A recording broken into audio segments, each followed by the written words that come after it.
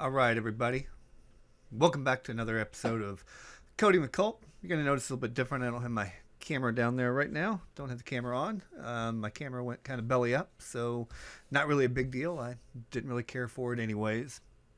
So today, well, first of all, before we begin, today is a great day to learn how to code, just like every day. If you haven't already, I would really appreciate it if you subscribe down below and like the video. So today we're going to code one of the classic games of all time, Pong. And the reason why I chose Pong was that my last game I had a lot of people say, "Hey, that was kind of complicated," and that was Hunt the Wumpus. And I had a lot of people tell me that it was kind of complicated.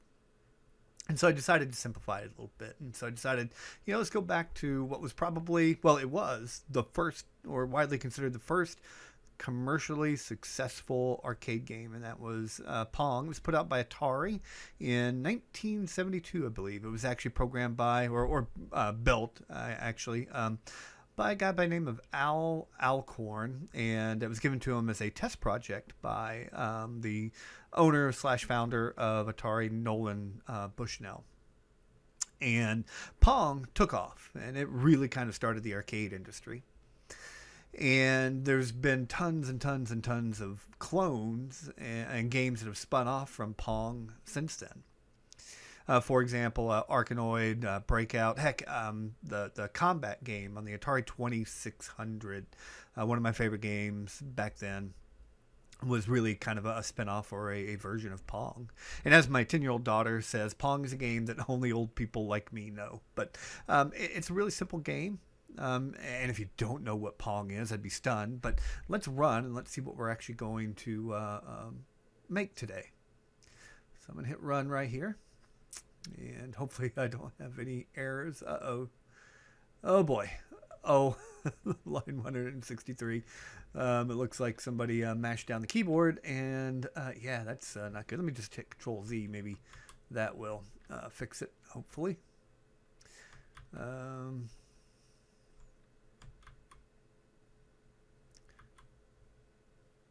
Yeah, that fixed it. Okay. All right, let's try this again. Okay, so what we have here, and unlike also the last game they did, we're going to have a win screen and a title screen. World's worst title screen, but you get what you get. So Pong, press space to begin. So we press space, and we've got a couple paddles, and it's two players. The player on the left, the red player, uses W and S to move up and down, and the player on the right uses the up and down arrow keys. Oh, I got it. Also, there is some sound effects in this game.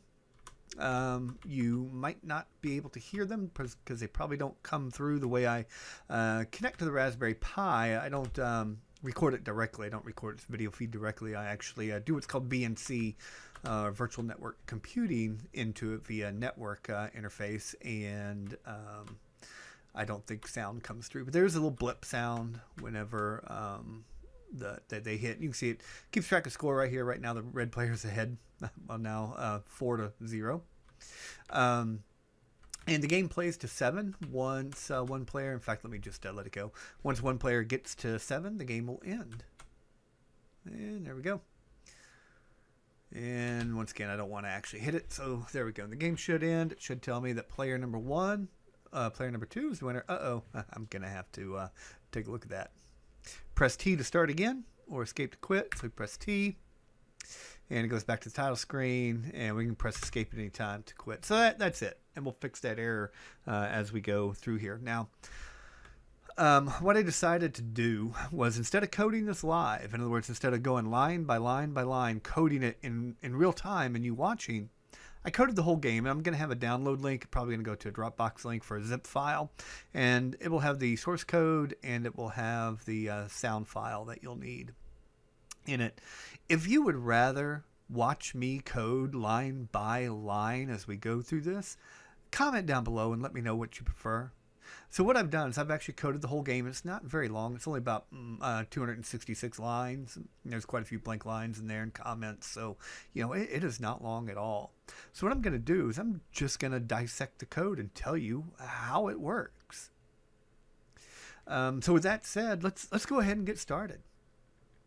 We're gonna start our exploration of the code right here on line 186.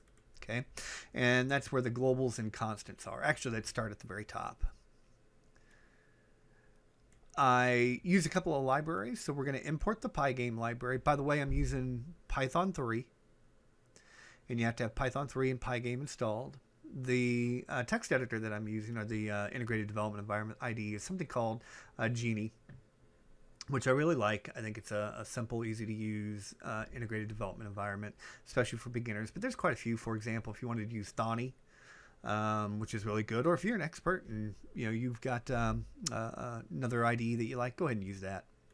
But anyways, we got to have the Pygame library, so I import Pygame. We're going to be generating some random numbers, so we need that. We need the time library because we're going to be using it to pause.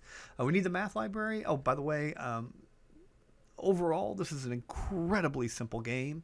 There's not a lot to it. However, it does get a little bit complicated. Okay, a little bit complicated when we get to bouncing the ball off of the paddle. And so I use a little bit of trigonometry, some sine and cosine.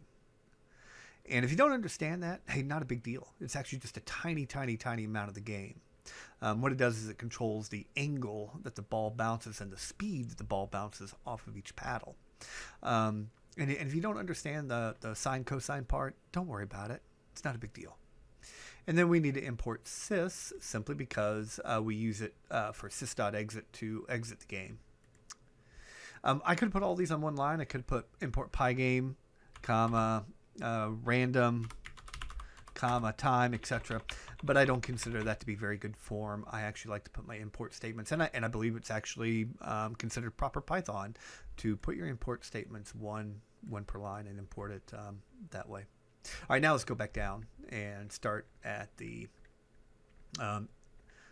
variable globals and constants area, and then the initialization area. This is where I set up all the constants and all the variables that we're going to need for our game.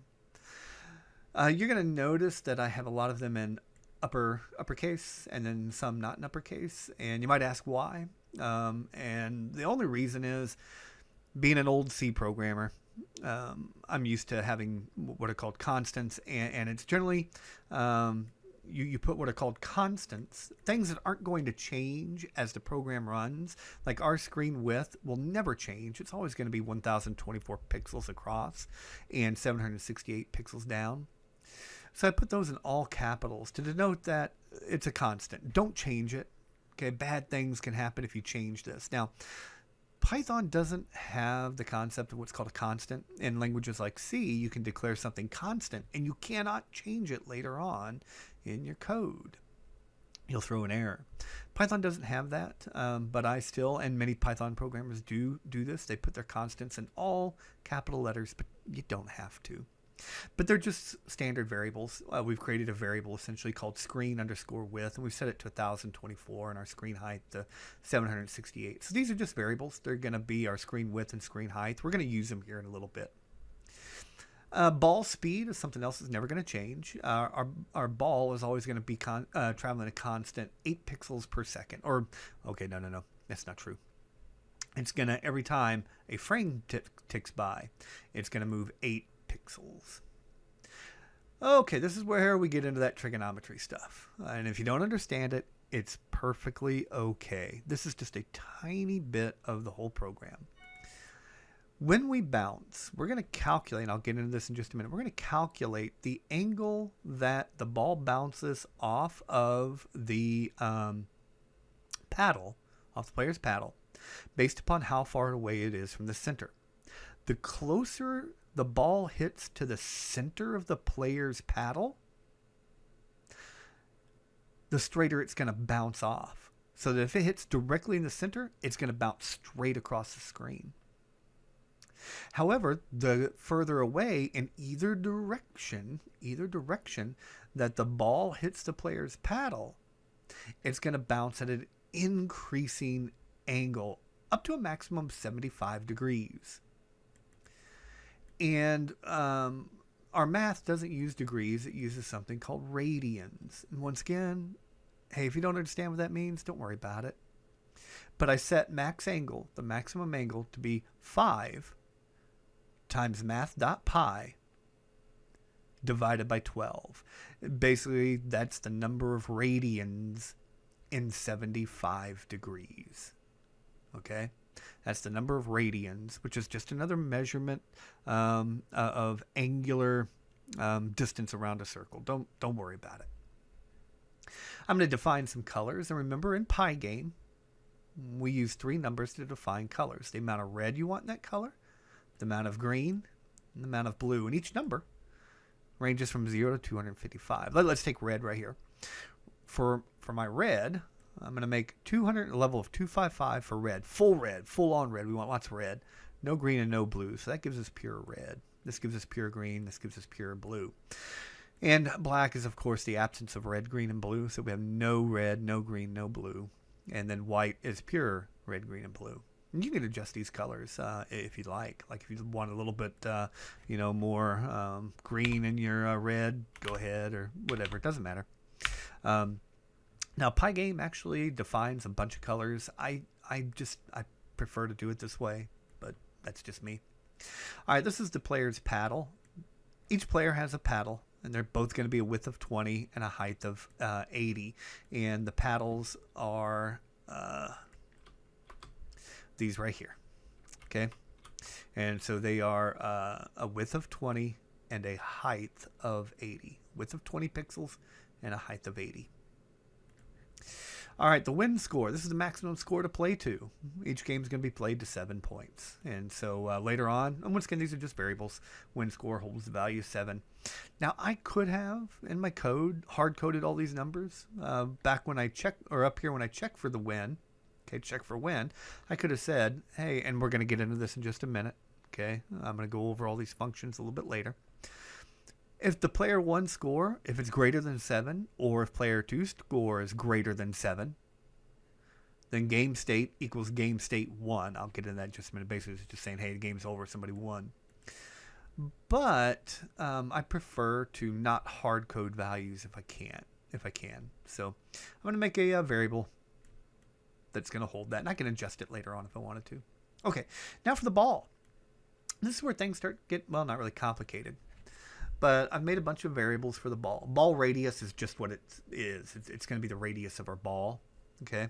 It's going to be 5 pixels. So the diameter is going to be 10 pixels. Our ball is going to be 10 pixels across with a radius of 5. Ball delta x and ball delta y is the speed of the ball in the x direction and the speed of the ball in the y direction. And initially I just set them to 0. We're going to be assigning those, and they're going to be constantly changing during the game. Basically, it's the speed that the ball travels in the x direction and the speed that the ball travels in the y direction, the up and down direction. And so if delta x and delta y are the same, it's going to be traveling at a 45-degree angle. Okay? And then this is the key part of understanding this game and this program. And that's the concept of a Pygame rectangle. A Pygame rectangle. We're going to make a variable called ball. And ball is going to hold a Pygame rectangle object. That can be a little bit hard to understand sometimes for people. You're used to a variable holding a single number, or maybe a single letter, or a sentence. Like greeting might hold the sentence "Hello World." And ball radius just holds the number 5. Ball holds a Pygame rectangle object, and that rectangle object has a whole bunch of information that we can get to, and I'm going to show you how to get to that information later on. But it's going to hold the x and y coordinates of our ball. It's going to hold the width and the height and stuff like that. Now, to make the rectangle object, we say ball equals pygame.rect. Notice the R is capital. And what we pass to it is the x coordinate. That's what this is. We're going to put it in the middle of the screen to start. Okay, so at the very start, it's going to be in the middle of the screen. So screen width divided by 2 and screen height divided by 2. So this is the x coordinate. And that makes sense because screen width going across, divided by 2. would put it directly in the middle of the screen going across. And then screen height divided by 2 would put it in the middle of the screen going down. So it's going to put our ball in the center of the screen. Notice I used a double slash for division because I want it to be an integer. What this does, a single slash, if our screen width and screen height, if one of them were odd, it would give us a floating point number, and I don't want that, at least not to begin with. All right, next is the width and the height of the rectangle. Okay, we want our rectangle to be radius times 2, or the diameter. Okay, in fact, I tell you what, let me explain Pygame rectangles by taking a look at a diagram that I've got, that I drew, and it's going to be one of the worst diagrams you'll ever see, but still, it worked. Let's see here, it's over here in smooth draw. Okay, so this here is a rectangle. Okay, and what we've got, the upper left corner here, that's this corner right here, is going to contain the x and the y coordinate of that rectangle. So this is the coordinate that we'll reference. Okay, this is the coordinate that we're going to reference when we're talking about the object's x and y coordinate value. It has a width, okay, a width and a height. We can also, and I'm going to show you how to do this throughout this program, refer to the top. For example, the top of the rectangle will actually just be the rectangle's y coordinate. And then the left of this rectangle is just the object's x coordinate. And then the bottom, okay, the bottom would just be this rectangle's y coordinate plus the height. And the right side would just be the rectangle's x coordinate plus the width of it. And then there's also a center x and a center y that we can reference. And once again, I know you might not quite understand this. It's going to come clear as we get into the code and we go through it.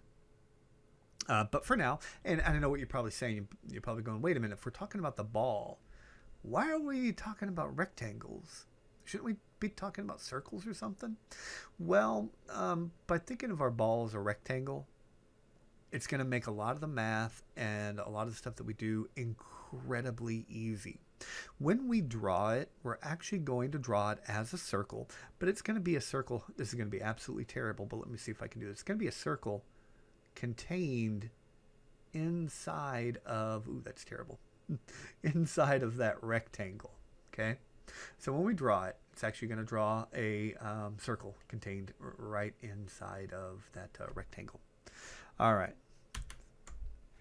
Let's go back and continue exploring the code.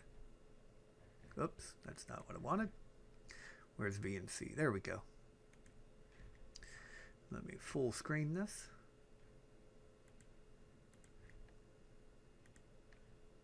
Okay, so what we do is we set a ball variable, or it's called ball. I could have called it anything I wanted to. And we set it to pygame.rectangle. We're going to put it in the middle of the screen. And its width is going to be the radius of the ball times 2. And its height is also going to be the radius of the ball times 2. All right, then over here we got player 1. We're going to initially make the player 1, its x value is going to be 30. And its y value is going to be the center of the screen. So when we start out, when we actually start playing, we're going to start each one of these halfway down the screen. Okay, halfway down the screen, or close to it. This point right here is the XY coordinate of player 1, and so its top is at the center. And it's going to start, or it's going to be 30 pixels from the edge. And I'll get into how we do that in just a minute. The player 1 score is going to start out as 0, and the player 1 speed is going to be 7. What that means is each time we move the player, it's going to move 7 pixels. And then we do the same thing. We're going to set up a rectangle for player number 1, for player 1. So player 1 is going to be a rectangle object with starting in x. This is the x coordinate, and this is the y coordinate. And then paddle width and paddle height. Do you remember how we set those up way up here? Now, one thing you need to understand is that I never use this player 1x and player 1y ever again. I did this way just to make the code a little bit more readable. I could have just done this. I could have said 30, comma, screen height divided by 2.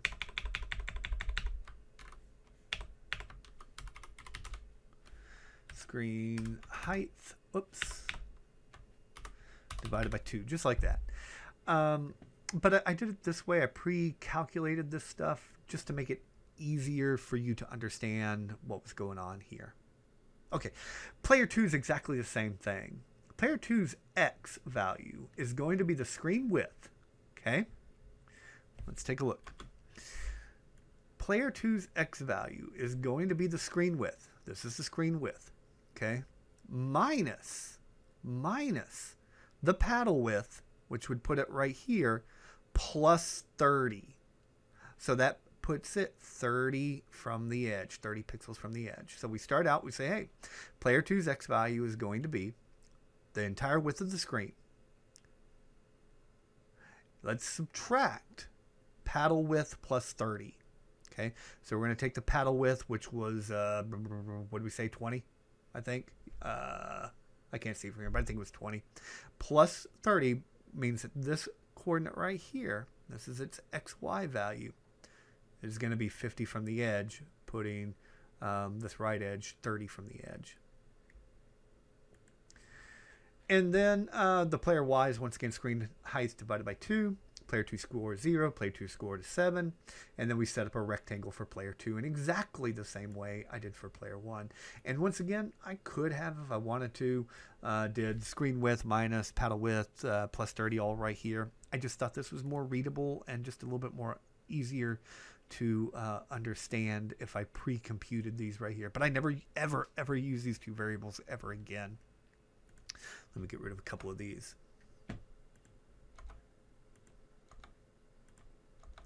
Okay, now some game constants. What I do is there's only 3 states that our game could be in.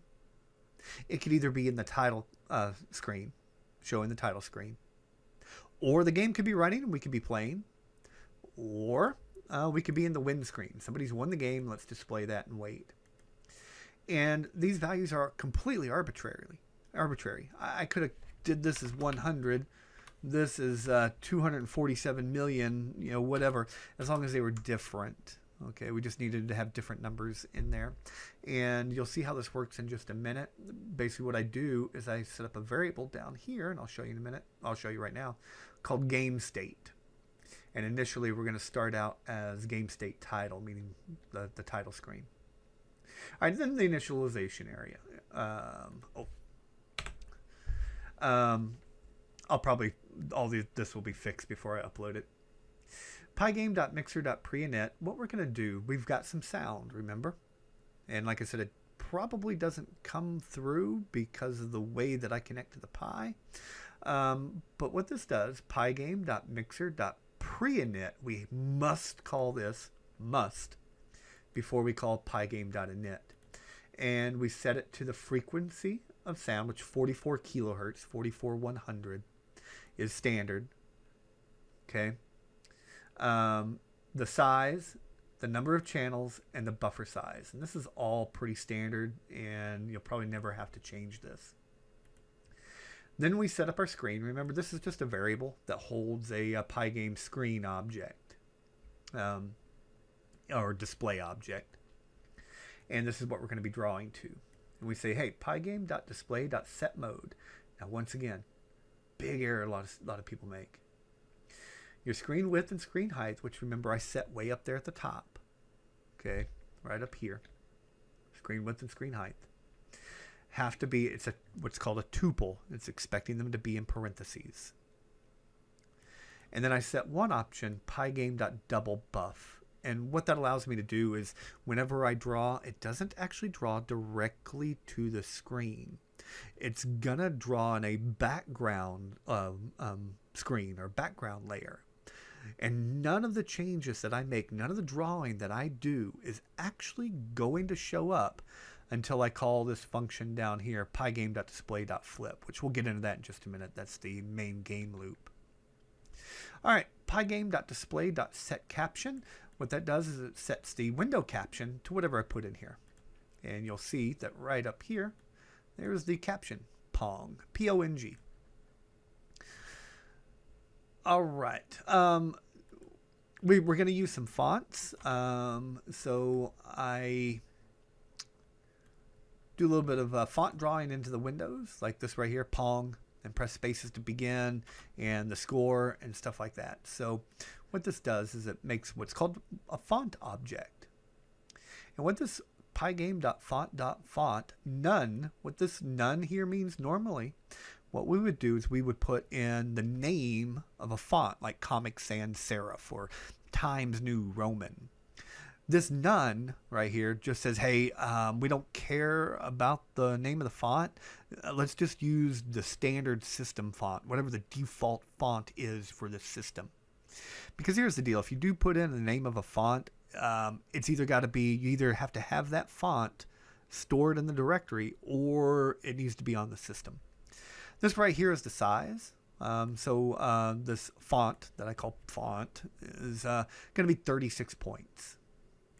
And then I make a title font and I set it to 136 point. And so this right here, this is drawn in the title font. It's much bigger, 136 point, than my standard default font, which is only 36 point. All right, and then we're going to load our sounds. So I've got a sound. I'm going to call it Pong sound. I could have called it anything I wanted to, but I called it Pong sound. And I set it equal to pygame.mixer.sound blip.ogg. And this file has to be in the same directory as the Python file. Now let me talk a little bit about sound formats. OGG is called Ogg Vorbis. It's a sound format like WAV.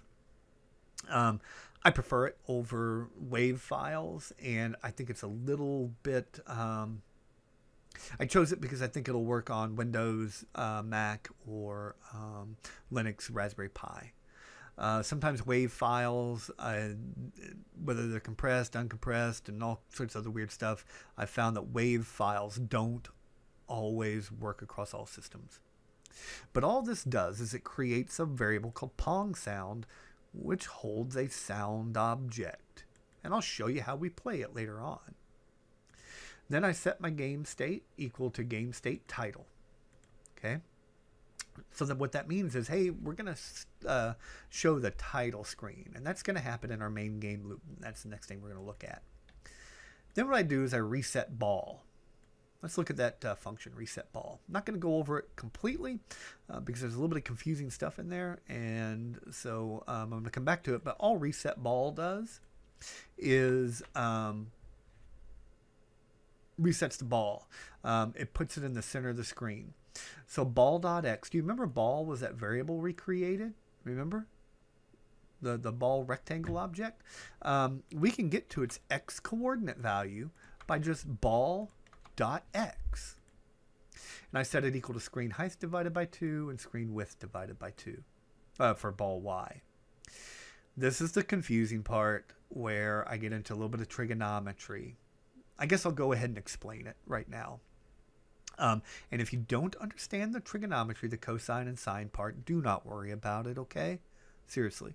All that I do is I determine a random direction.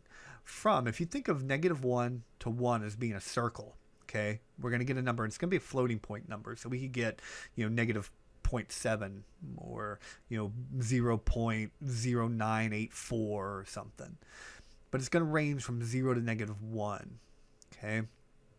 And then what we're going to do is we're going to determine the angle to move away by taking that number from -1, all the way up to 1, and we're multiplying it by max angle. Now, if you remember, let me go all the way back down to here. Max angle.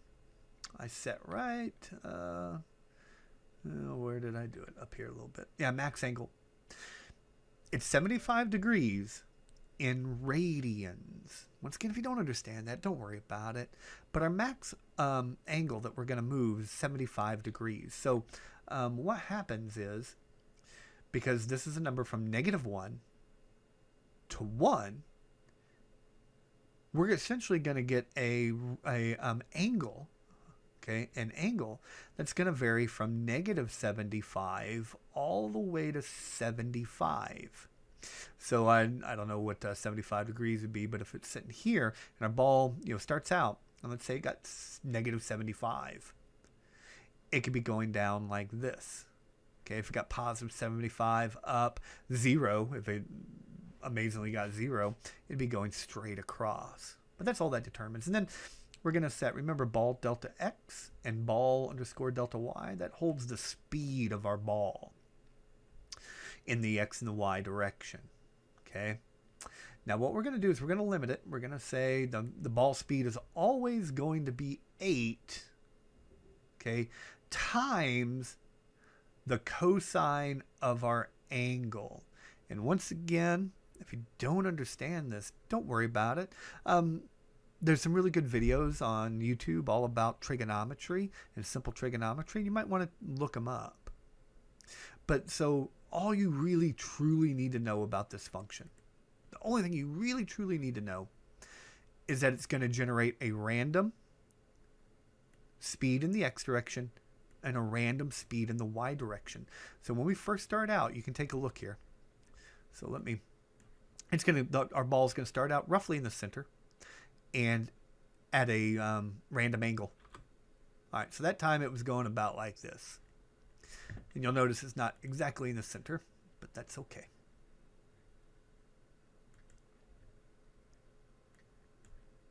All right, let's do this again. And he should be going in a different direction.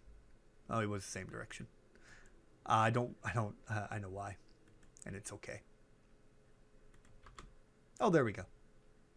So you see that time it had a much higher angle. Now, let me talk about that not starting out at exactly dead center. And here's the reason why. I need to go back to my really terrible drawing here. So our ball is a circle, right? However, I'm referencing everything from this coordinate right here, the XY, this upper coordinate right up here, and that's not the center of the ball. I could have used center X and center Y if I wanted to. And in fact, that might be a change that you make. All you'd have to do, if you wanted to do that, was say ball center X, just like that, equals screen height divided by 2, and ball dot center Y equals screen width divided by 2, and that should work. Let me give that a try. Make sure I'm not wrong. Make sure I'm not steering you in the wrong direction. All right. Yeah, it's working. Okay. But anyways, I'll change it back to what I had. And by the way, when you set that center X and center Y, it automatically sets everything else, your X, your Y, your top, left, bottom, etc. Okay, so that's the reset ball function. Oh, and by the way, the global here. Okay. Python has a strange way of dealing with what we call global variables. A global variable is a variable just like these things down here that I made. Okay, they are made outside of any function. Okay, these variables are all outside of any function. And so when I'm inside, say, a function up here like reset ball, if I want to write to them, if I want to change those global variables, I have to declare them. I have to say, hey, listen, and I actually don't need these. Those are left over. So I wrote this and in one way, and then I realized that I could do a bunch of stuff so much easier if I use rectangles. And so I changed everything and rewrote it, or as they call nowadays, refactored the code. And so there's still a few remnants of that left around. Anyways, but what the global does is it just says, hey, listen, we've got this variable. We call it ball delta x. We declared it outside of this function, reset ball. And we want to change it. Because what would happen is, if I did not do that, when I did ball delta x equals all this stuff here, it wouldn't work. I'd either get an error, okay, or it wouldn't change the speed of my ball. And that would not be what I was looking for. Okay, so let's go all the way back down to here. I set the game state to the title screen. I say, hey, listen, we're going to start out. When we first start, we're going to be at the title screen. I reset the position of the ball. And now we get to the main game loop. Now I'm going to tell you that a lot of the stuff that I put in functions probably could have went inside this main loop. But I'm kind of particular. I like my main game loop in simple games, at least like this, to mostly be just function calls to other functions. I could have written this entire game in just one giant while loop, okay? But I don't like to do that. I'm a big believer in functionalizing things that need to be in functions and compartmentalizing my code.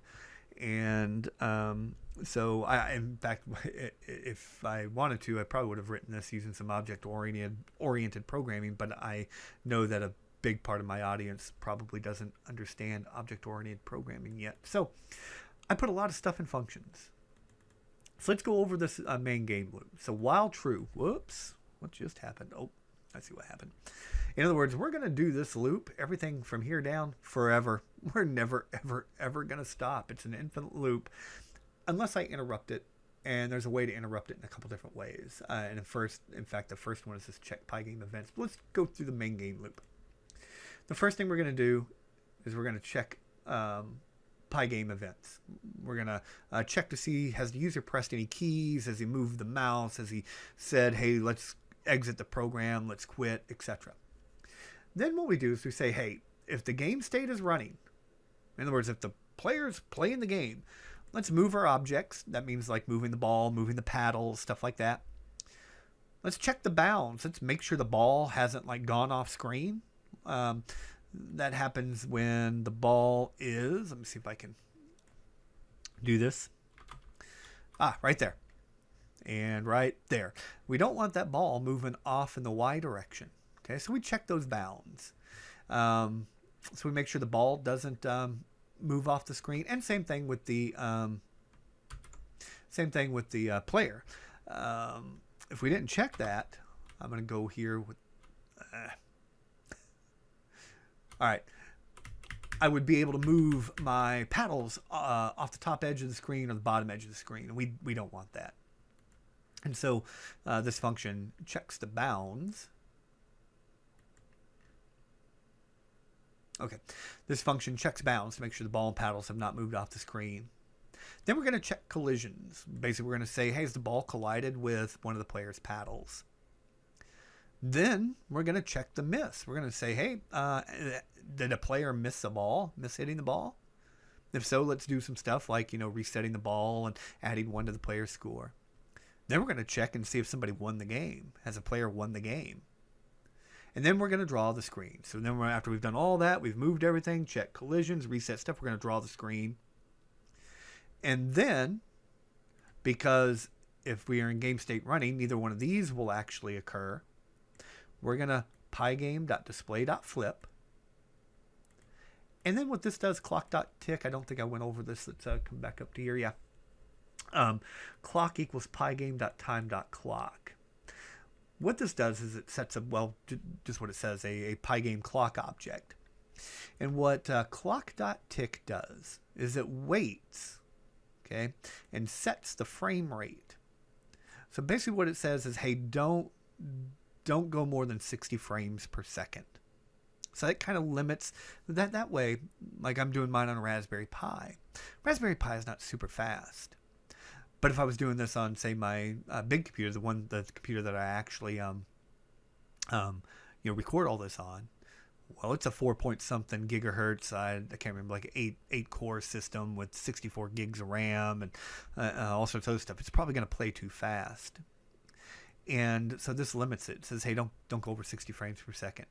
Now it's possible that you go less than 60 frames per second, but it won't go over 60. Then it goes back up to the top, checks the Pygame events, okay? If the game state is equal to game state running, it does all this stuff right here again. But let's say it's not. Let's say we've got game state title, which is what we start out with. What this loop is going to do is it's going to, once again, it's going to check Pygame events because we're always going to check that. We always want to know, is the user trying to exit the program? Do we have any key presses we need to process, etc.? And if game state is not equal to game state running, if it's equal to game state title, well, we're going to show our title screen. And then we're going to flip the display. Don't do it more than 60 frames per second. Go back up and keep checking. If we're in the winning screen, if somebody has won, we're going to display the win screen. So I tell you what, let's take a look at the title screen and what that function does, because it's really simple. And then we'll start exploring all these things right here. Title screen. All right, so title screen, what we're going to do is we're going to fill the screen with, I always forget to close all these excess windows. Screen.fill red. That's going to fill the screen with red. That's pretty simple. Paint the background red. Now what we're going to do is we're going to use those text, those font objects. Okay. Pong text equals title font. Remember, I set title font way down there. That's our big font. Way down here. Title font, right?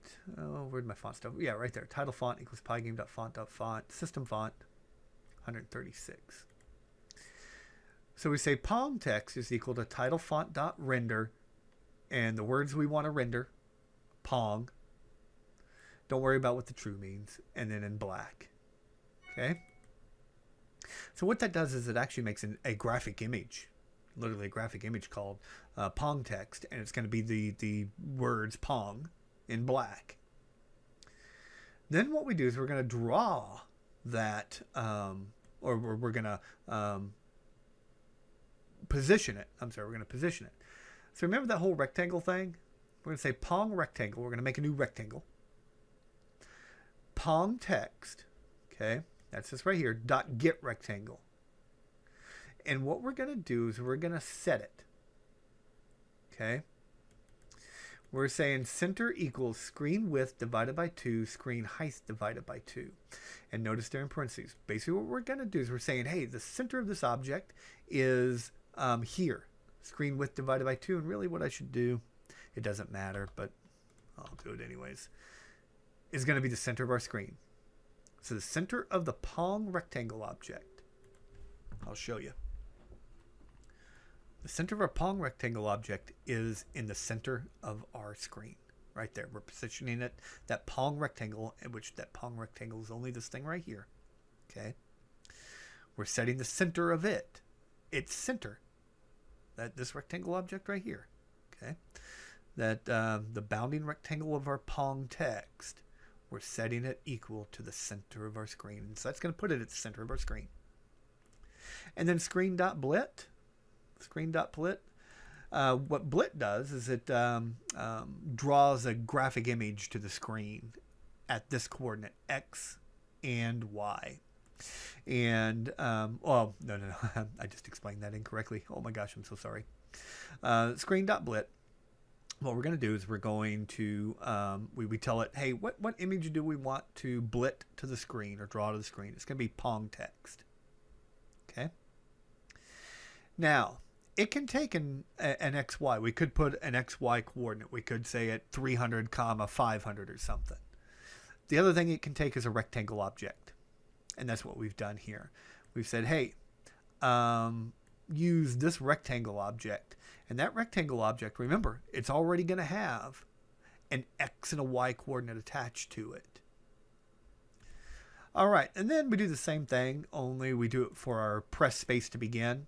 And I'm not going to go through it because it does pretty much everything the same, except notice for our center equals screen width divided by 2. That's our X. Okay.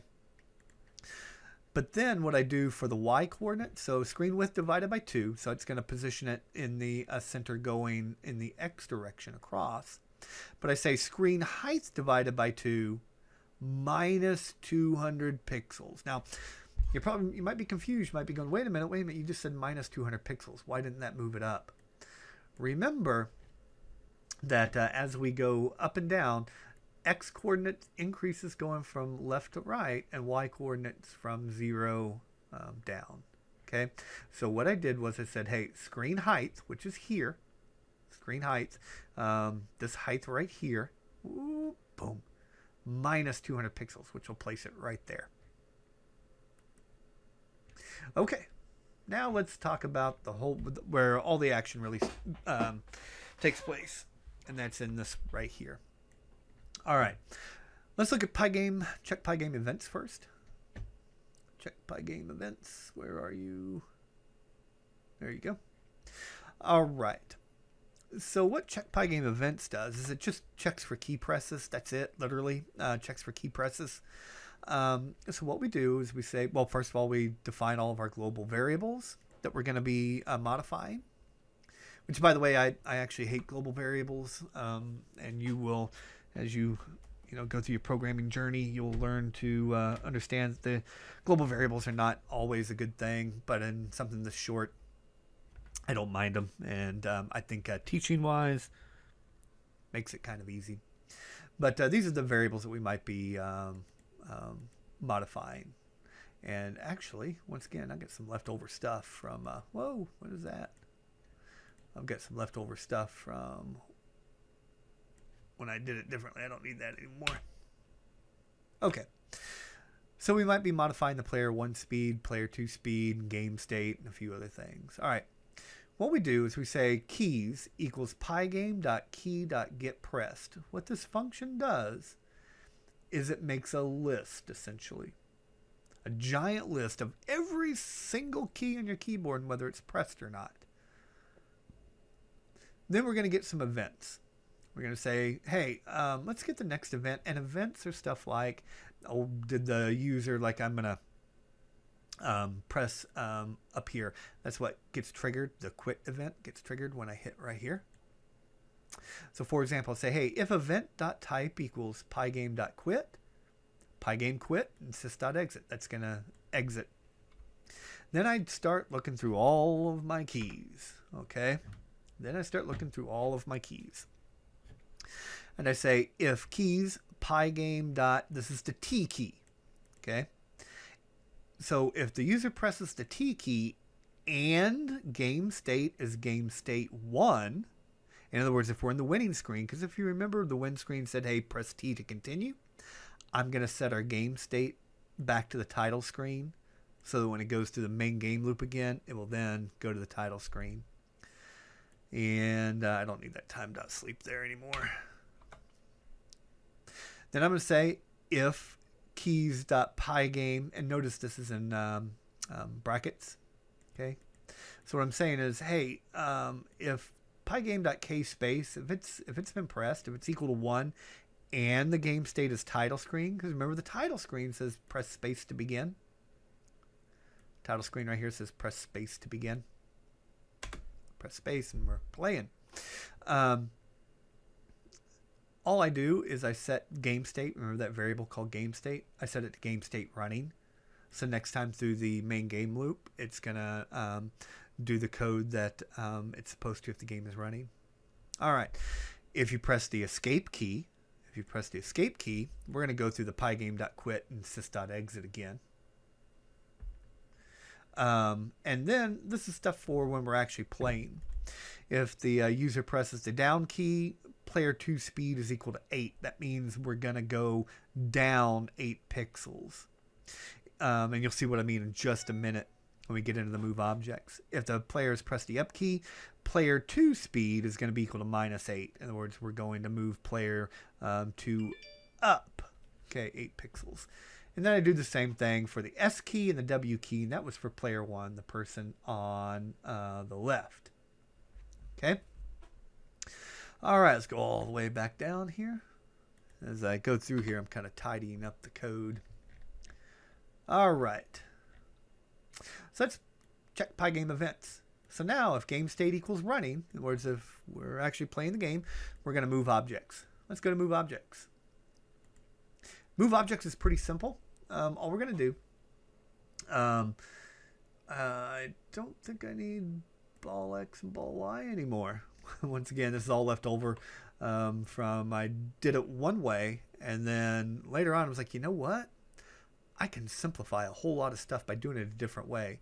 And I always tell students and people all the time, if you're thinking about writing a program, just start writing. if you got this idea, just start putting, code down and getting it going. And then as you go along, you can refine, you can change, you can refactor. You're going to discover different ways of doing things, and that's perfectly fine. It's just like the writing process. A writer rarely, sits down to, write a short story or novel or poem or whatever, and they write it all down and go, hey, that was good. I'm not going to change anything. They go through a complete process of, changing and editing, and programmers do the same thing. So, all right, so move objects. What we're going to do is, all we do is, first we're going to move the players. We're going to move, this says player2.y, remember? Player2 is a rectangle object, and that rectangle object has a y coordinate. This is how we get to it. Player2.y is plus equals, that's a shortcut for player2.y equals player2.y plus player2 speed. Do you remember up here? And this is probably a bad way to do it, but in the check Pygame events, if they had pressed either the up or the down or the WS, I set player2 speed either to be 8, -8, 8 or -8. Well, that's where we add it. We say, hey, the person is pressing, the up button or down button. So we're going to add that speed. That's going to move that player object, that rectangle, okay, in the Y direction, either up or down. But then what I got to do is I got to remember, I didn't remember to do this, and I had a bug for quite a while, and I couldn't figure out what was going on, because once I pressed a button, in fact, I'll tell you what, let's just take this out. Once I pressed a button, the player just kept moving, and I could not figure out what was going on. So I'm going to, see, once I press a button, the player just keeps, I'm not pressing anything on him, although he hit it. That was kind of funny. And just crazy stuff was happening. I couldn't figure it out. And then I remembered, wait a minute. I set speed up here. I'm like, hey, speed is 8. And I never reset it. And I reset it here. What you could do, if you didn't want to reset it here, was you could, in your function here, the check Pygame events function, was actually just check to see if the down or up button is not pressed, and set the speed equal to 0. Okay, in other words, that means don't move them. All right, and then we're going to move the ball. Ball.x, and remember ball was a rectangle object, and so that rectangle object has an attribute called x. We say ball.x equals ball.x plus ball underscore delta y. That's the speed of the ball in the x direction and the speed of the ball in the y direction. Now I could have also done this. I could have said ball.x plus equals ball underscore delta x. I left it like that just to illustrate two different ways of doing this. Basically, ball.x plus equals ball delta x is just a shortcut for ball.x equals ball.x plus ball underscore delta x. Programmers are lazy, so anytime we get away with less keystrokes, we will. And then what return does is it says, hey, we're done. Let's go ahead and return back to where we started. The return is actually optional. I could have taken this out, but it's good form to have a return statement. And that's a mistake that I make a lot. I don't always put return statements at the end of my functions. There are some languages that absolutely require them. Python is not one. All right, so we moved our objects all the way back down. All right, so we moved our objects. Now let's check bounds. Let's make sure, we're not moving off the screen. So where's check bounds? Right there. All right, once again, we're going to set the fact that we're going to be changing the player 1 variable, possibly the player 2 variable, the ball delta y, that's the speed in the y direction up and down, and the ball variable. All right, Let's check if the rightmost paddle has tried to move too far up or down. The rightmost paddle is player number 2. Okay, player number 2 is the rightmost paddle. This guy right here. Let's make sure he hasn't tried to move, too far up the screen or too far off the screen. So all we got to do, this is just amazingly simple. And Pygame is so powerful. You can do so much so easily. We just say if player 2, remember player 2 is a rectangle object, and so that rectangle object has an attribute that we call top. So we just say, hey, if player 2.top, if it's less than 0, actually let's say less than or equal to 0. It doesn't matter. This works. If it's less than 0, in other words, if we're trying to get into -1, -2, we're trying to move too far up, just set player 2.top equal to 0, make it 0. And then we say else if player 2.bottom is greater than screen height. In other words, if player 2.bottom, if this bottom is greater than screen height, okay, if it's greater than the height of our screen, we want to set the bottom coordinate of that rectangle to screen height. Pretty simple, really simple stuff. And I'm not going to go through this. We basically do the same thing with player 1. Okay. We do the same thing with player 1. And now we're going to check the ball. We're going to see if the ball has hit either the top edge, okay, or the bottom edge of the screen, because we don't want it going off the edges. And so we say if ball.top, if the top of the ball is less than or equal to 0, in other words, the ball has hit up here, we're going to set ball.top equal to 1. What we're going to do is we're going to move it back down. And the reason we use 1 and not 0 is because we're checking for 0. And this was another bug that took me forever to track down. I was having a weird bug where sometimes, I'll show you, if the ball got trapped up here in between a paddle and the top of the screen, the ball will then just start going straight across the screen at the very, very top. And that's because what was happening was this weird loop where I was setting the ball.top equal to 0, and then it was triggering another collision and then resetting it to 0, and so the ball was just running across the top. And so we're going to set it equal to 1. So we're going to move it just off the top, and then we're going to reverse. That's what this does. Ball delta y equals negative ball delta y. That doesn't necessarily make it negative. What it really does is it multiplies it by -1. Okay? It multiplies it by -1. And so if it was negative to begin with, it's going to be positive. And if it was positive to begin with, it's going to be negative. So it's going to reverse the direction that it's traveling in the y direction. That's the up and down direction.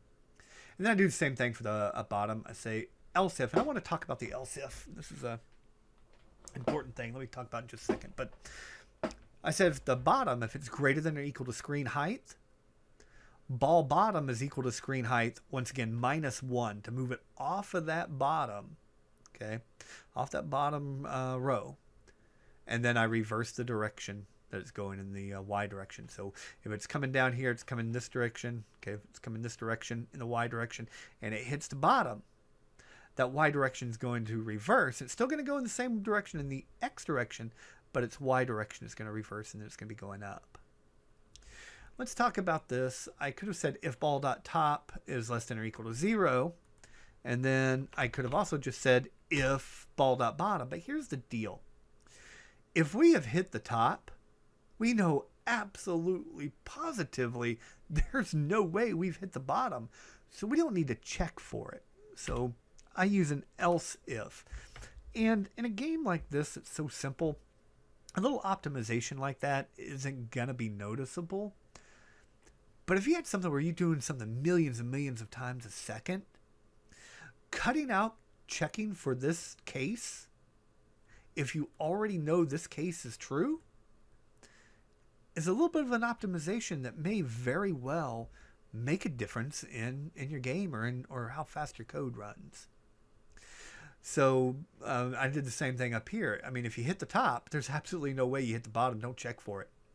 So what happens is, if this is true, it will not check for the else if. All right. So now let's go all the way back down the bottom. That was check bounds. Now we go to check collisions. Check collisions is pretty simple in a way. Oh boy. Once again, I'm going to be modifying the ball delta X, ball delta Y, the speeds of the ball, and the ball coordinates. Okay, here we go. Oh boy. I hope I can explain this. Check collisions with player 1. So the first thing we're going to do, if ball dot and a rectangle object provides a function, okay, a method, and once again, if you don't understand object-oriented program, you might not understand that terminology. Not a big deal. But to every rectangle object, of which our variable called ball is a rectangle object, is a function that we can call called collide rectangle. And we pass to it another rectangle. And what it does is it checks to see, have those two rectangles collided? And if it has, it returns true. And if not, it returns false.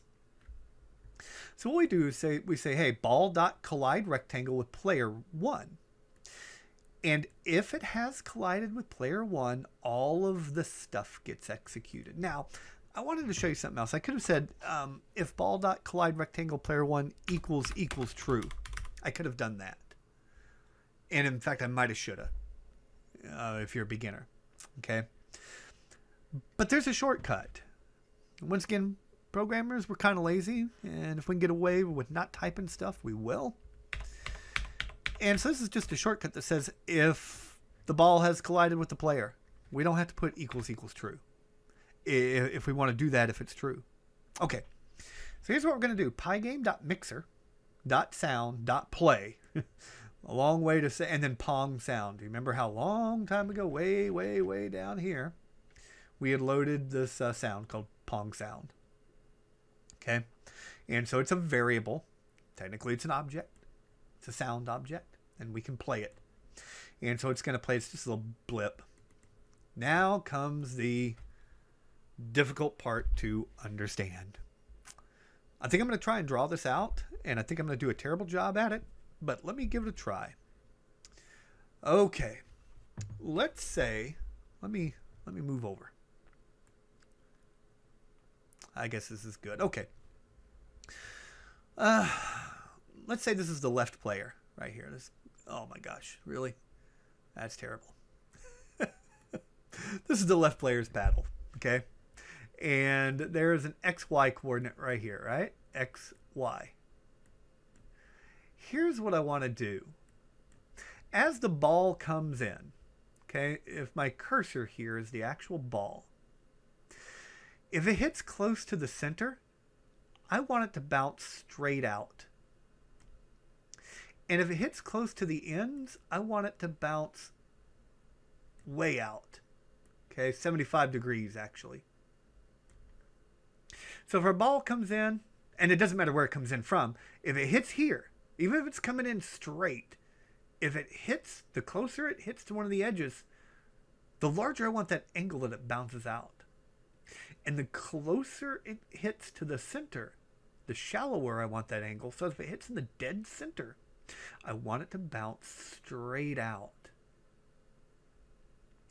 And so this, if it hits, say, right here, it's going to be a shallower angle. And so these angles get steeper and steeper the closer we get to either edge. Okay? So let's think about this for a second. What I'm going to do you remember? Let's see if I can. No. All right, this is 80. Our height is 80, right? All right, our height is 80. All right. So what I want to do is I want to know, okay? I want to know basically how close to the center have we hit. And I want to convert this to a number that ranges from 40. Actually, it's going to be 39. Let's go 39. 39 to negative, oh my gosh. To negative 39. Wow. So basically, if you hit up here, I'm going to get a number of 39. If you hit right here, you're going to get a number of 0. And if you hit down here, you're going to get a number of negative 39. So we got to think, how can we do this? Okay? How can we do this? Let's look at the code that I came up with. Okay.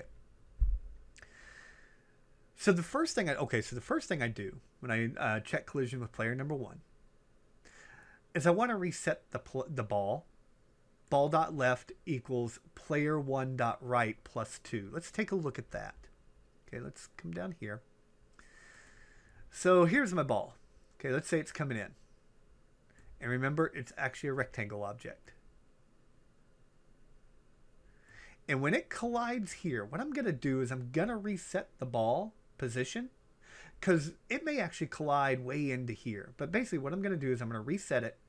I'm going to set the left edge of the ball, okay, equal to the right edge of the player, plus a couple of pixels. And here's the reason why. And once again, it was one of those bugs that, took me a little while to figure out. If I don't do that, on the next screen, the next time through the loop, there is a chance that the ball and the paddle are still colliding because the ball didn't move enough in the other direction. And that triggers another collision and weird stuff happens. So that's the first thing I'm going to do is I'm going to move the ball to just outside of the paddle. Okay, here's how we determine the hit location. It's pretty simple. It's going to be player1.center Y minus the ball's Y. All right, let's take a look at that.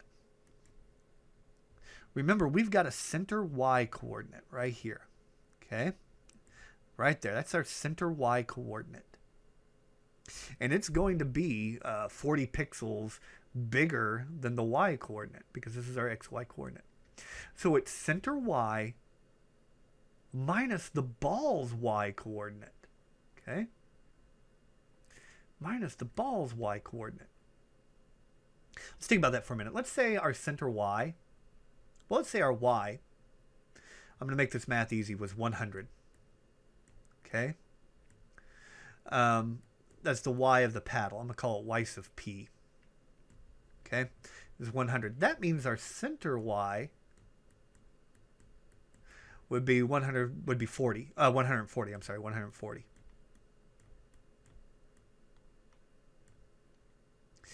Now, let's say he hit dead center. Okay? Dead center. Well, what we're going to get there would be center Y, which would be 140, minus the ball's Y coordinate, which would also be 140 because he's hitting right here. Okay, he's hitting right there. And so that would be 0. That's exactly what we want. Let's say he hit way up here. Let's say he hit at 100. Okay? Oh, I guess I was wrong. I guess it is 40 to minus 40. Oops. Let's say he hit right here. Okay? Let's say he hit over here. We would get 140 minus his Y coordinate, which would be 100. So we'd get 40. So that's exactly what we want, because if he was way down here, we would get negative 40. And so we get a number between 40 and negative 40. That's our hit location.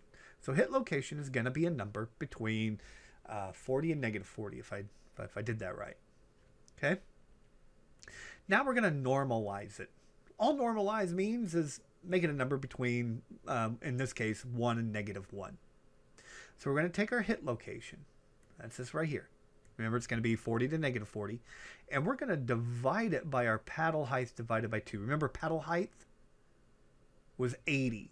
So we're going to take it and divide it by 40. So if we hit at 40, 40 divided by 40 is 1. If we hit at negative 40 divided by 40 is negative 1. And if we hit anywhere in between, we're going to get a number in between there. So we're converting it to negative 1 to 1. And then once again, if you don't understand this trigonometry stuff, don't worry about it. Not a big deal. We're going to get our bounce angle. Our bounce angle is going to be that number between 0 and 1, or excuse me, negative 1 and 1, times 75 degrees. So we're going to get a number between negative 75 and 75. And then we're going to split it into components, what are called components. Technically, what we have here is a vector, but I won't get into that. The x speed of the ball is going to be 8. Ooh, This should be ball speed. I will probably fix this before I upload it. Be ball speed times the cosine of our angle, and its speed in the y direction is going to be the ball speed of 8 times the sine of our bounce angle. By the way, if you want me to do a simple video on trigonometry, let me know. I'll pull one up. All right, so what this does is it says, hey, if the ball is collided with player 1, player sound, reset the ball position to just outside of the paddle, calculate the speed of the ball. And I'm not going to go through this because it's the same thing. Okay? It's the same thing, only with player 2. The math is just a little bit different where we want to reset the ball. And notice, okay, one thing you need to notice is that because we're going to be going in the opposite direction, the opposite x direction, okay, from player 2, it's going to be going, we want the ball to be going, originally it's going in this direction from left to right, hits the paddle. We're going to multiply it by negative, okay, the x negative math dot cosine bounce angle. And that'll give it a negative, and so it'll be going in the other direction. All right, we're almost done. Now we're going to check miss and then check win. So let's go to check miss. Check miss is pretty simple. All we're going to do is we're going to say, hey, if the ball dot right, if the right edge of the ball, is less than player 1's left. So let's take a look at that. Okay. This is player 1 over here. If the right edge of our ball has gone past the left edge of player 1, we can assume, hey, you've missed. Okay, you've missed the ball. And what we're going to do is we are going to add 1 to player 2's score. Okay, player 1 missed the ball, so player 2 gets that score. We're going to sleep for 3 seconds and then reset the ball. And I'll remember, reset the ball, puts it back in the center, comes up with a random angle, and launches the ball. Then we do the same thing with the other player, the player on the right. Basically, we're saying if their left edge, let's take a look at that. Okay, if the ball's left edge is greater than player 2's right edge, we can assume they missed the ball. Okay. And the next one we need to look at is check win. Check win, super simple. We're going to change global game state. We're just saying, hey, if player 1 score or player 2 score is greater than what we set for the winning score, set the game state to game 1. And then next time it goes through the main game loop, it's going to display the win screen. And then we got draw screen. That's our next the thing. Draw screen, super simple. We're going to fill the screen with black. We're going to pygame.draw.rectangle. And what this takes, one of the ways to do it is the screen that we're going to draw to, the color, and then a rectangle object. Remember, player 1 is a rectangle, so we can pass to it our player 1 variable, our player 1 object, technically. Pygame.draw.rectangle, we're going to draw the player 2 over here on the right side in green. And then this is where we draw our ball as a circle and not a rectangle. We say pygame.draw.ellipse. We're going to draw it to our screen object. We're going to draw it in blue, and we pass to it a rectangle. Remember, ball is a rectangle object. And because we're drawing an ellipse, a circle, it's going to draw it so that that circle or that ellipse fits inside of that rectangle. Then we're going to do the score. You guys should understand how this works. We say score2text. This is a new variable. Equals font.render. And what this does, str, what we have to do is we have to pass a string object. You can think of it as an object or a string of text in quotes. But player 2 score is a number. And so what str does is it converts it to a string. So it actually sees this as a string of text and not a number. And then we're going to draw it in green. Then we're going to blit it to the screen at screen width minus 100. So it's going to be screen width all the way on the right minus 100. and 10 pixels down. This is the X and the Y coordinate. Okay, so for the X coordinate to draw this text, it's going to be screen width minus 100. That's all the way across. And then 10 down. And then we're going to do the same thing for player 1. And you're probably asking yourselves, like, wait a minute, why'd you do player 2 and then player 1? And it was the way that I'd first programmed the game. And like I said, I went back and redid a bunch of stuff. But anyways, do the same thing, only we're going to do an X coordinate of 100 over and then 10 down. And then we're going to draw a center line. That's that center line that's in the screen. Pygame.draw.anti-aliased line. In this case, I could have gone with just a line, not a big deal. What an anti-aliased line is it's a line that attempts to draw it as smooth with as little jaggies visible as possible. Because our line goes straight up and down, we don't need anti-aliased line. Drawing an AA line is slower than drawing a regular line.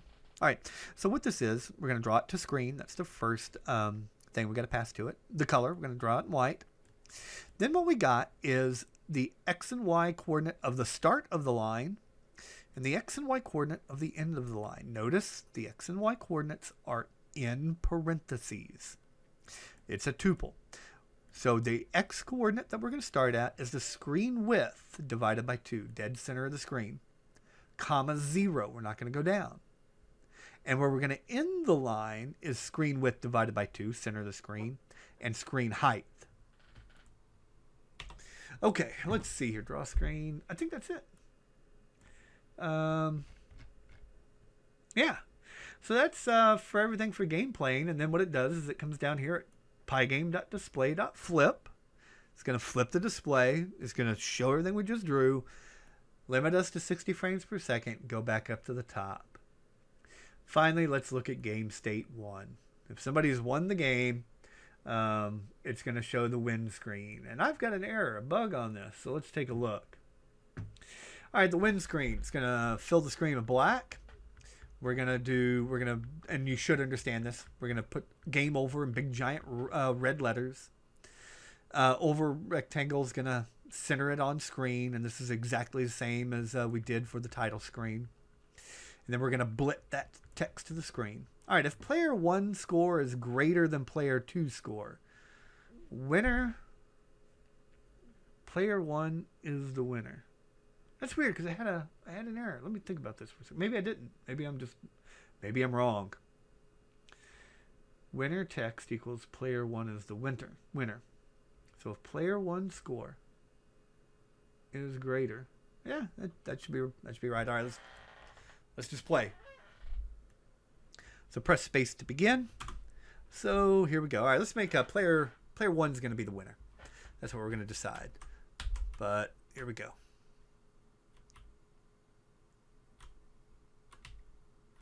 All right, he's going to miss it. That goes to 2. All right, now let's just let the game play out. All right.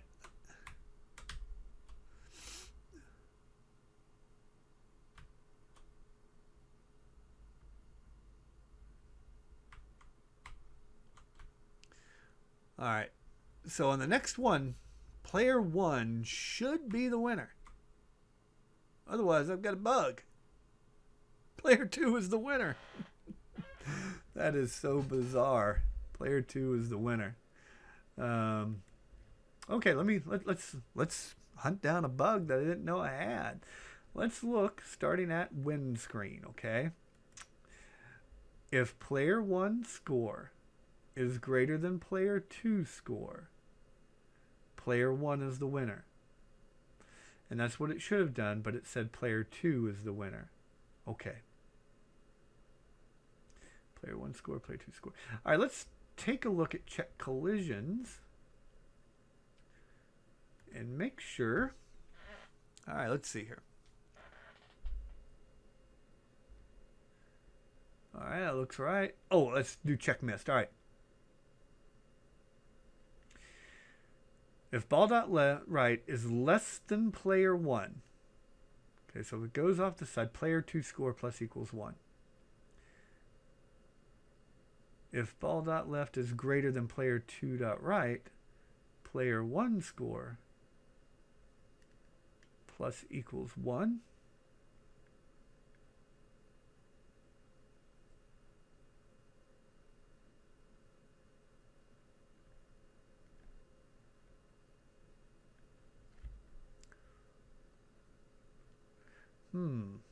I'm not seeing where the problem is. If player 1 score. Tell you what, let's do this. Let's do the opposite. Let's make the green player, which should be player 2, the winner. If I can do this right. Oh boy, I hate it when it does that. Either that or I'm just too tired. Come on. Now watch me accidentally hit here. I don't want you to hit. Okay. Oh. Okay, there we go. Don't hit the paddle. Okay. So we're going to do this so that player 2 should be the winner.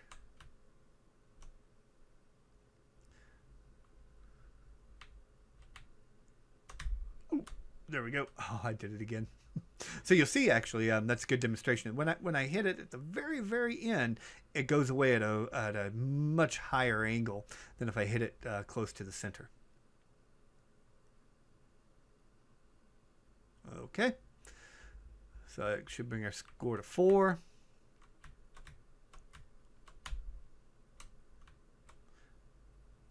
Five. Oh. 6.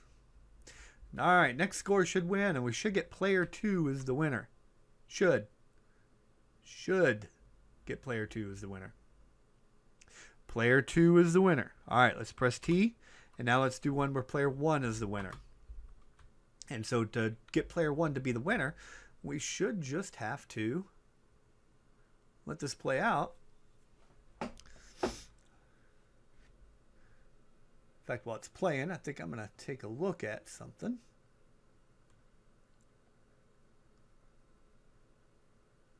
Oh.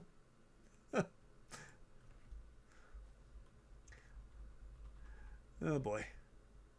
All right.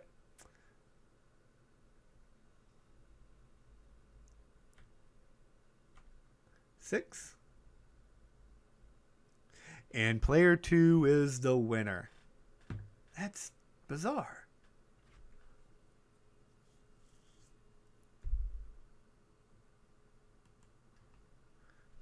Player 1 score. Okay, here's what we're going to do. We're going to do print player 1 score, comma, player 2 score. And let's see here. So if player 1 underscore score is greater than player 2 score, winner score equals player 1 is the winner. Else, so it looks like the else is always getting executed.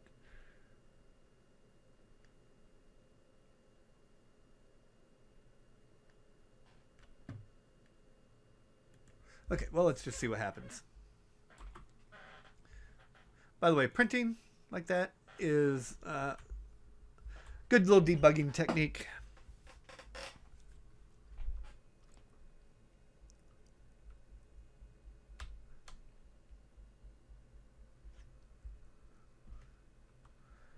Okay. If player 1 underscore score, I mean, have I messed? Have I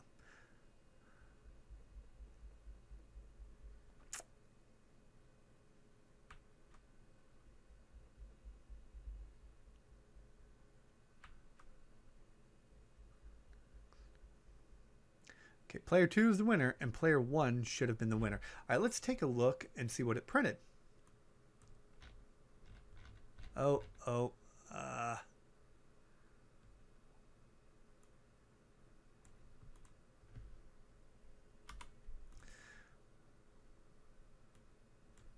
Okay, it printed 7, comma 1. And which is what it should have. So player 1 score was 7. And player 2 score was 1. So why did it print player 2 is the winner? I'm not going crazy here, am I? Oh, wait a minute. Have I done something? Nope. Thought maybe I'd done something where I had a weird...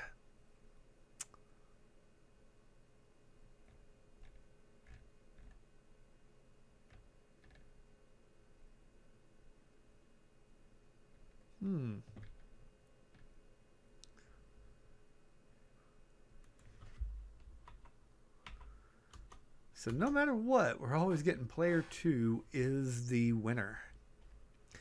All right, if player 1 score is greater than player 2 score, which it was, winner text equals player 1 is the winner. Win text, all right, winner text true. Yeah, I don't see anything wrong with any of this. And player 1 underscore score, player 2 underscore score. And since I'm not modifying it in reality, no, I know what's going on. Okay, all right, I have an error. I have a bug. It's down here. I reset the player score and all right. So what I did was I said player 1 score equals 0, player 2 score equals 0. Remember, this goes over and over and over and over and over again. Okay, it's going to go over and over and over and over again.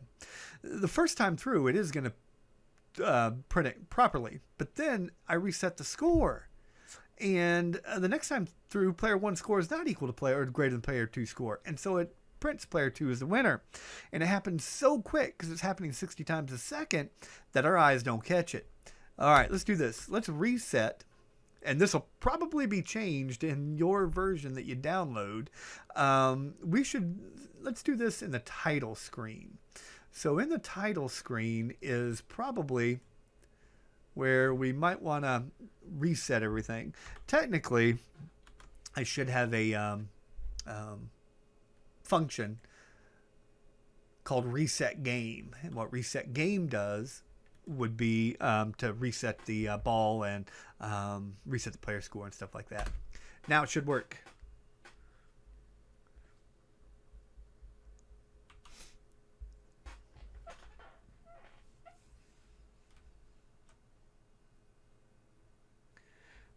I didn't catch that bug when I was testing, mostly because when we were testing, I had my daughter, she's 10, and we were playing the game as we tested, and I was always over here in player 2, and I always won. So player 2 always won. So gives you a, you should, yeah, there we go. Player 1 is the winner. You should test for every case, and I didn't do that. So it's a good lesson. Okay, that's it. That's the game. We're finished. I will zip all this up and put it probably in Dropbox or something like that. And I'll put a link to it at the in the video description. Please don't forget, like and subscribe to the video. I would really appreciate it. And if you got any comments, I would really appreciate them down below. And also the other thing I really want to know is, should I code all this live? Okay, code it all live. You watch me type everything out, basically line by line, or is writing the game and then explaining it good enough? Some interesting changes you could do. Let me get into those in just a second. One is here along the center line, you could put in another paddle. Okay, maybe they stay in place, or basically some walls. Maybe it stays in place, or maybe it goes up and down, up and down, up and down. And if the ball hits it, it reflects back to the player. It wouldn't be difficult to do. Basically, create another paddle object, call it maybe center paddle or something, or and in your move, in your move function, you'll have it move, and then just for check bounds, you would check to see if it's gotten to the end. And if it has, reverse its direction, stuff like that. Tell you what, comment below if you'd like for me to make those changes and do another video where I show making those changes. Or make some changes to this. Anyways, thanks a lot. I hope you got something out of it. I'm going to be making a series called, I was going to call it Code the Classics, where I did classic video games, you know, Pac-Man and asteroids and all kinds of other stuff. But it turns out Raspberry Pi Press actually has a book called Code the Classics. I don't know if I'm going to call it that. But thank you. Today was a great day to learn how to code. If you got any questions, let me know. Bye-bye.